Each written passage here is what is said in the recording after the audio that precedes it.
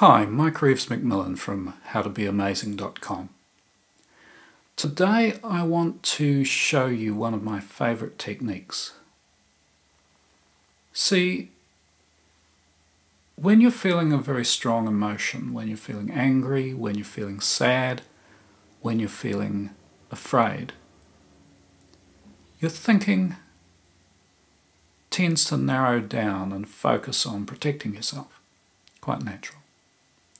And what happens within your brain is that a very small region in the middle of the brain, about the size of an almond, is very strongly activated, and that's doing most of your thinking for you. Now, this isn't going to do a whole lot of thinking. So the thinking that you do when you're angry, afraid, or depressed isn't creative. It isn't resourceful. It isn't the best thinking that you can achieve. And the thing is that to get yourself out of that situation that's causing you to feel that way often takes your best thinking. So wouldn't it be great if somehow you could flip a switch in your brain and replace those feelings with more positive feelings and with a mental state in which you're much more resourceful? Well, the news is good. I'm about to show you a technique that can help you do exactly that. It's called anchoring, but one of my clients referred to it as happy hands, and I quite like that. And you'll see in a moment why he called it that. So to start out with, what you need to do is, when you are in a relatively neutral or positive state, get yourself set up with a good positive memory. And think about a time when you were very resourceful, when you were confident, maybe when you just achieved something, you were in a good state of mind, you were feeling good about yourself, good about your achievements, calm, and able to do things well. And if you have some trouble thinking of a memory like that, an alternative is to think about being a character in a movie or a book that you enjoy, who is in that kind of a situation, who's very much in control and command, who's confident and has it all going on.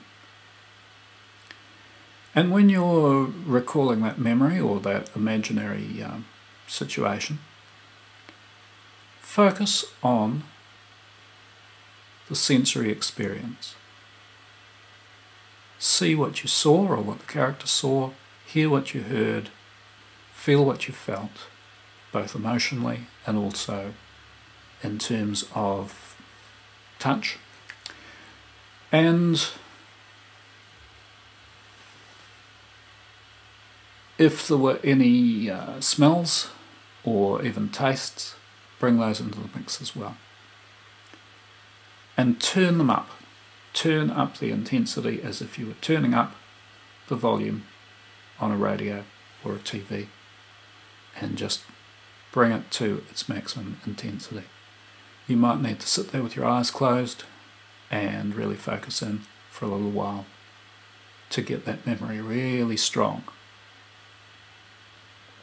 And once you've got that memory really strong, you anchor it, and how you do this is you just touch any finger, I use this finger, but any finger, to your thumb and press firmly but gently.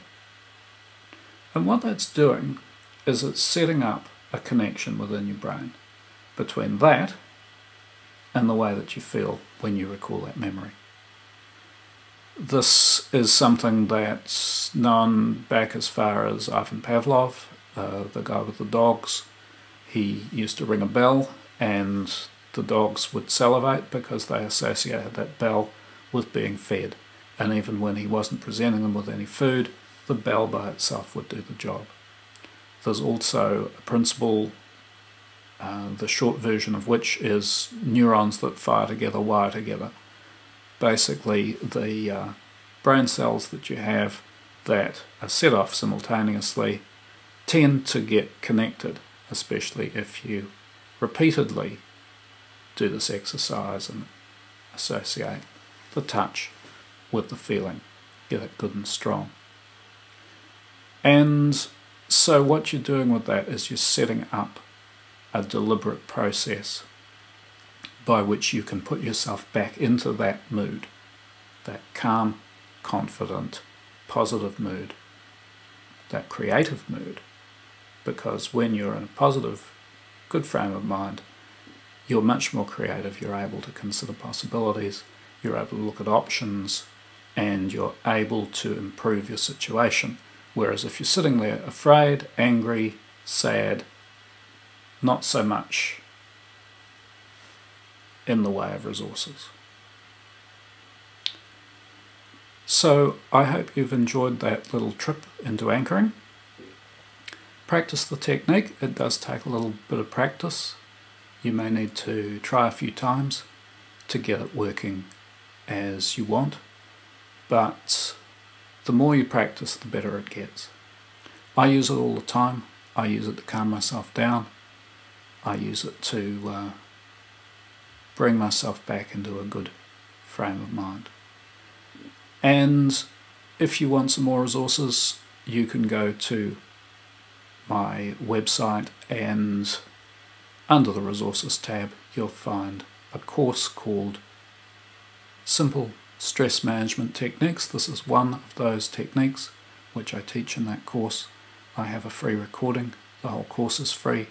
There's a recording included in that which takes you through step by step what I've just told you in a very relaxing, calming kind of way. Enjoy!